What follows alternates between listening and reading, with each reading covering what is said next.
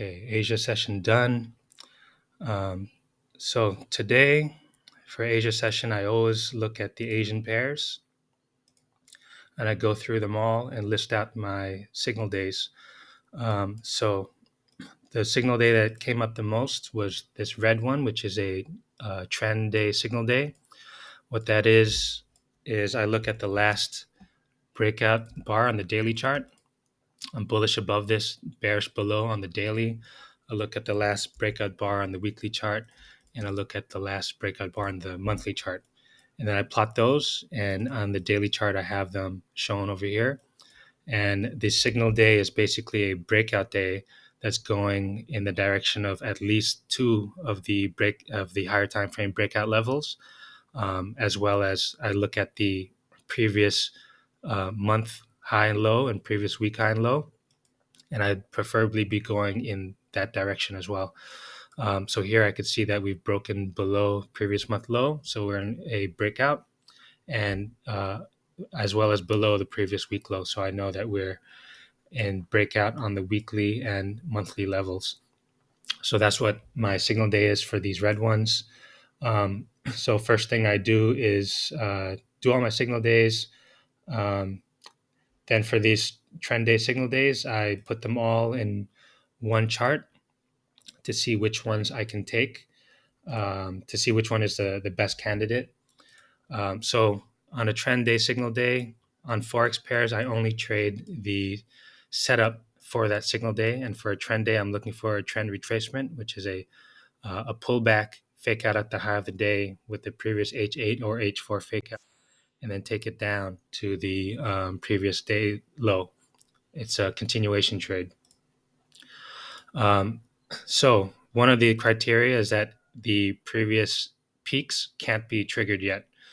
And so when I looked at all these signal days, the previous day low has already been triggered before my session, which for Forex, I started at 8 o'clock, which is the first H4 bar. But I can look at entries at seven, which is the Tokyo Market Open in Jakarta. If I don't see anything in the Nikkei or on gold, then I'll look at Forex. Didn't see anything on those pairs. I'll explain later. So previous day low when I was looking at Forex already triggered on all of these pairs. So I could rule out all of these except Aussie Swiss. Aussie Swiss did not trigger the previous day low until the market opened. So once Tokyo market opened, all my trend day signal days were invalid. So I was able to remove all of these from the watch list and then take a look at the other pairs. So the other one, AUDCAD, this is the only one that I took. So this signal day is a fake out day. That's a fake out day. It pushes above the previous day high and closes below it. And then this is going in the direction of the last daily breakout level, and preferably with the weekly as well. Again, I'm bullish above, bearish below of these. This is basically a pullback to continue the move down. And so this is this level broke a previous low. So I'm looking at on my chart, I'm looking at a breakout low, and then yesterday faked out the previous day high. So I'm looking at a breakout low, faking out the previous high. So that's a breakout continuation day. So I'm looking, it's a 2-star setup. Basically, it's another continuation trade. Um, yeah, so these ones I'm always looking to take at the high of the day and then trade it down to the previous day low as the first target. And then the second target is the structure low. And these are my favorite trades. A lot of the times, they'll they're pullbacks, so you get in at the best possible price, and then you can take it up to the structure. They often will I would say they're high probability setups as long as it's going in it has a strong trend to back it. So AUDCAD was the one that I took. So I had a bunch of others, and these yellow ones are when the breakout level changes. So for me, I'm always looking at the breakout levels because that's when a possible swing point is. A swing point can exist if it doesn't take out that last breakout level. So those are the things I always look for in swing points. I look for the breakout level as well as a fake out of the previous peak. Those are the only two things that every swing point has. So those are the only two things I'm looking for when I trade, because the best trades are always going to be at the swing points. And these yellow bars are the possible swing points areas where this breakout uh, level changes. So you can see how whenever it changes, there's at least one bar that continues to move, and often it'll be multiple bars. So yeah, so I'm a mechanical trader, and so my setup for this is I'm always looking for fake out of a previous peak. So sometimes it'll happen in one bar like this, where it fakes out a previous peak, um, but more often it'll be multiple peaks, so multiple bars. So this is a previous peak. I'm looking for a fake out of that level, and then I'm looking for the last bearish breakout bar, and then the first bullish bar that breaks it. I'm not looking for a close. I'm looking for a breakout bar. So that tells me that uh, the market was telling me that the traders are pushing down over here, and when there's a breakout bar in the opposite direction, it tells me that the traders are pushing up. And so those are the only two things I look at. I don't look at anything else: volume profile, VWAP, MACD, Bollinger Bands. I don't look at any of that stuff. I only look at two things, and I look at it on every single time frame. Yeah. So this is the signal signal day for this, the breakout bias change. So I had a couple of those. So again, I put all of these in a chart, and then I'm looking for my setups. So for these yellow ones, it's a breakout day, so I'm looking for a high of the day sell. Uh, all of them were either already at the bottom or they had triggered the previous day low. This one I'm looking for a breakout to take it up. It was already at the top. So all of these were already invalid again, except for Aussie CAD and gold. The good thing with how I trade is I always trade looking for the H4 and H8 fake outs. So coming into my session, I already know that I'm looking for a trade on the H8 all the way down here. It's highly unlikely that gold will make it all the way down there, but I can put an alert there anyways. And then so coming into my session, I was looking for an H4 because H8 would be way too far. So good thing about how I trade is I already know that my trade is going to be at this level, so I could set an alert here, and then I can just walk away, and that's how I can watch so many pairs, because I'm only looking at two things, right? I'm looking at the breakout level and the fake out of the previous high and low. So I already know with 100% certainty that my trade's going to be down here. So I don't need to look at this ever again until I get an alert. Um, so that way I was able to remove all these pairs except for Aussie CAD. Aussie CAD was the only one.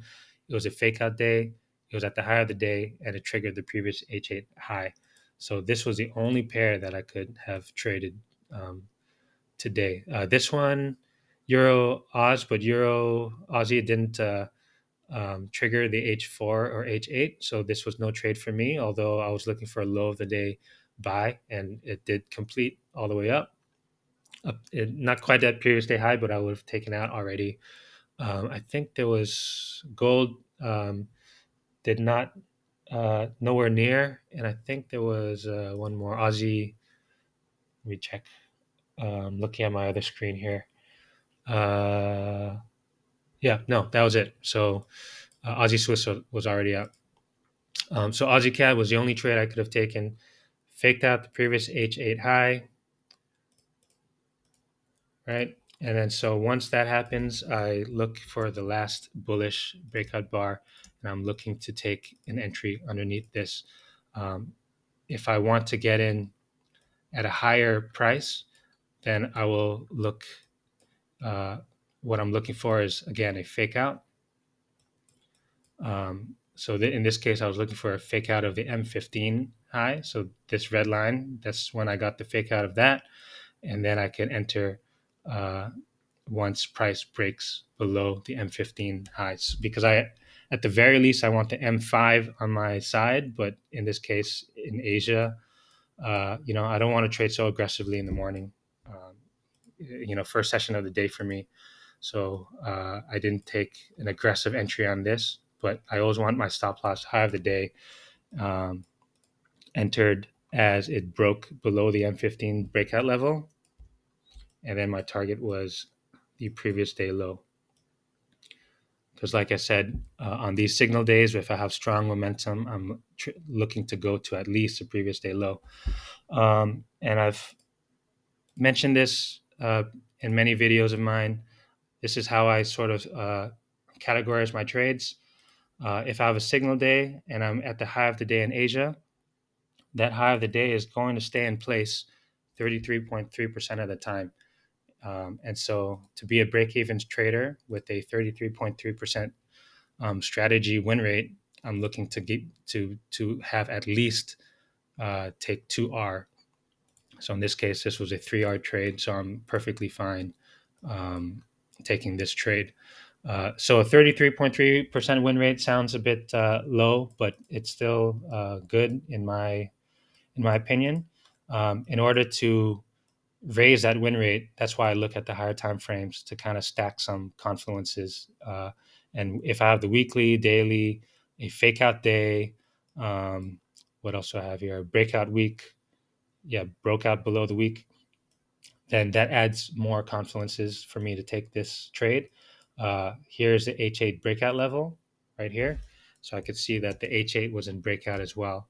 So when it fakes out the H8 high below the breakout level, I know that this is a breakout continuation setup. H8 was in breakout low, previous high fake out. That's a breakout continuation, goes straight down. So I'm perfectly fine taking a trade like this in Asia. Um, if I'm at the high of the day and on signal day, most of the time I won't move my stops. I don't get shaken out by moves like this. I don't get scared of them. I don't go break even, take me out, and then go on tilt or anything like that. I hold my position. I'm perfectly fine taking a loss on a setup like this, especially this. This is my favorite setup. So yeah, went straight down. Um, if didn't enter on this entry, you could have entered on a pullback. Sometimes those pullbacks happen. Sometimes they don't. But yeah, went straight down. Actually exited around here when price stalled, because for me, I'm not going to risk losing all this profit that I made just to pick up, the final little bit. Um, so it was at the low of the day. This was at the low of the day. It was kind of struggling a bit. There was news at 8:30, Aussie news. I thought, okay, just take it out. So a little less than 3R, but happy with the trade. Uh, that was the only trade I took. Keeps on going. Took partials actually because I always wait for the structure. So I did take partials here, waiting for the structure.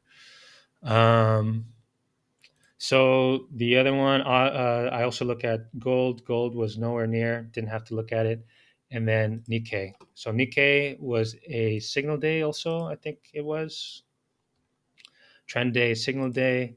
Um, Past couple of days, I've been taking this up because it faked out the previous month low. Uh, but today, there was a lot of pressure down. So I'm thinking of going down, but I'm getting kind of mixed signals. So I wasn't quite comfortable taking this. But my setup for the day, because I'm only trading this setup, which is a trend retracement setup, previous high fake out, high of the day, take it down. 7 a.m. was the market open, brought it down. So I wasn't interested in this. That's why I looked at Forex. Once the 1 hour bar closed, I started to get interested again. But, the 1 hour bar closed as a breakout. So I don't want to counter trade a breakout move So what I definitely need to see is a fake out of the previous H8, H4. I think the H8 is too far. Yeah, the H8 is too far. I'm waiting for at least a previous H4 fake out. I could see we're in a day range right now. The daily's in a range. Let me just double check. Yeah, so we're in a range. So it just faked out the range. So I would think this is going down, but I definitely need to see a fake out at the top, and I would enter below this H1 breakout level. Might happen soon, but I'm already done. I think I'm just going to go grab breakfast. So I'll skip this. If I come back to the charts and it hasn't been if it hasn't moved yet, then I'll possibly look at it. But otherwise, I'm done. Let me just check news. Brought it down. Well, I already hit my TP. That's great.